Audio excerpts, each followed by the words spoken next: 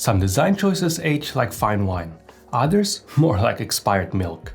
If you're planning a home update, some trends might seem stylish now, but could make your space look dated fast. The good news, a little foresight can help you avoid them and make smarter, more lasting decisions instead. Let's go through the biggest offenders and what to do instead. Gray vinyl started to get popular in the early 2010s, and this continued until maybe 2020. It was a super trendy choice to the point that it was completely overused in new builds and renovations.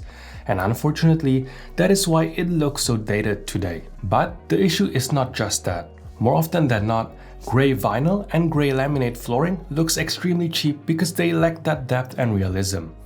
Unlike other gray flooring options like poured concrete and limestone, the color in gray vinyl and laminate usually looks very artificial. And then there's also the issue of decorating around it.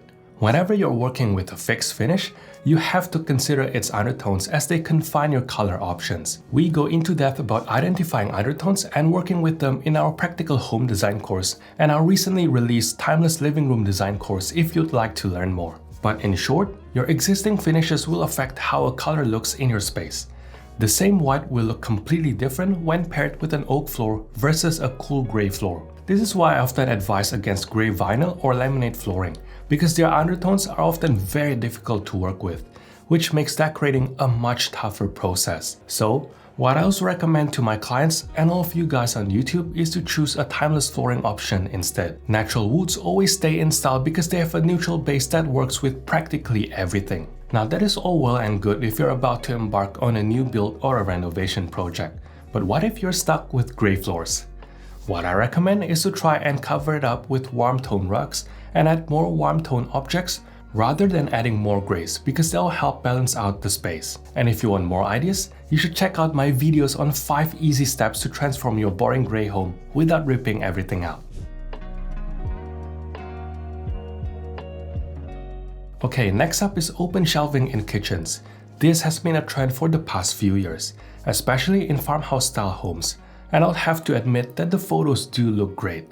I love the airy and curated aesthetic, but the reality is that my shelving is never going to look as good as those photos. And even if it does, it is not going to stay that way for long because life will get in the way. Another issue is that these shelves are always near cooking areas, so everything ends up gathering dust and grease, which is just a whole lot of extra cleaning. Now, there are of course people who do benefit or prefer an open shelving.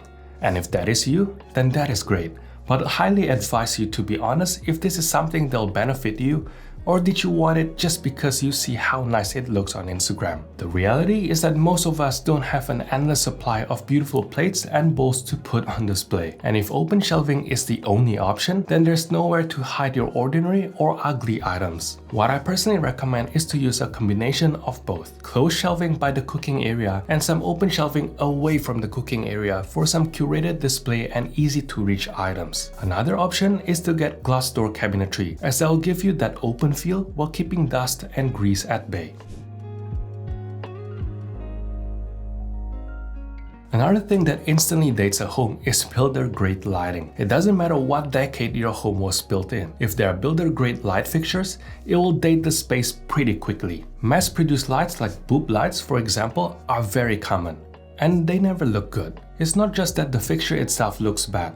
The light quality coming out of these things is also really bad. The lighting is poor and they usually create harsh shadows. So if you're now looking around your house and realizing that your lighting's looking a bit outdated, it may be time to consider upgrading it. Maybe swap it out for statement pendants, flush mounts, or modern wall sconces. And if that isn't an option, focus on improving the other light sources around your room. If you've ever watched any of my videos before, you'll likely hear me talk about layered lighting schemes. Basically, it is about getting as many different lighting sources as possible in a room at various heights and locations to create that warm, cozy, layered look. That means having a combination of table lamps, floor lamps, wall sconces, pendants, or accent lighting like LED strips and spotlights. I'd also like to challenge you to think about your light fixtures as statement pieces, because the great thing about lamps is that they're both a functional and decorative object. An eye-catching light fixture will instantly elevate your space, which is a trick many designers use.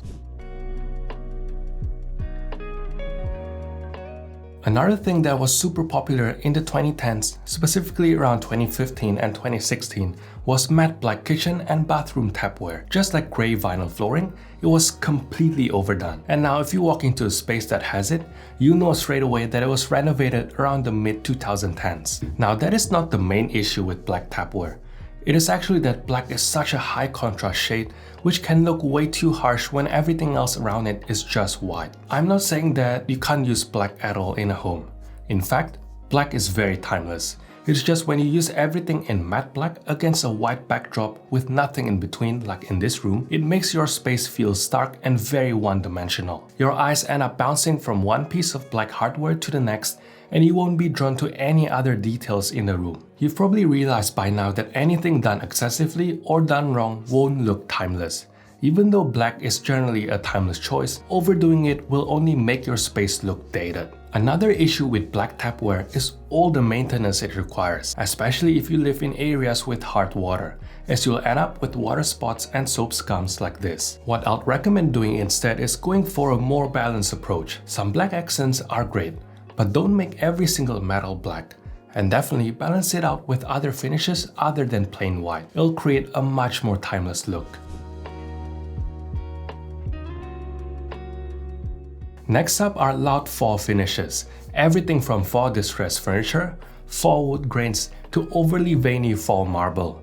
All these materials try to mimic luxury finishes, but they overdo it to the point that it's obviously fake and look cheap. I think what a lot of these fall products miss is authenticity. Much like how gray vinyl flooring doesn't have the imperfections you find in naturally occurring materials, which makes it look artificial, loud fall finishes are pretty much the same. They lack the depth and warmth of real materials. Instead, go for genuine materials or choose more subtle or understated fall products like quiet veining in quartz instead of bold marble patterns. Same goes with the fall distressed look. It was popularized by farmhouse trends but quickly become overused, which is why it feels dated and also forced in many homes. It often looks cheap and inauthentic because it is factory made compared to natural patina forming from real use in real wood furniture. So instead of fall wood, go for genuine solid wood or second-hand furniture that has naturally aged over time. The key to making materials feel high-end is subtlety.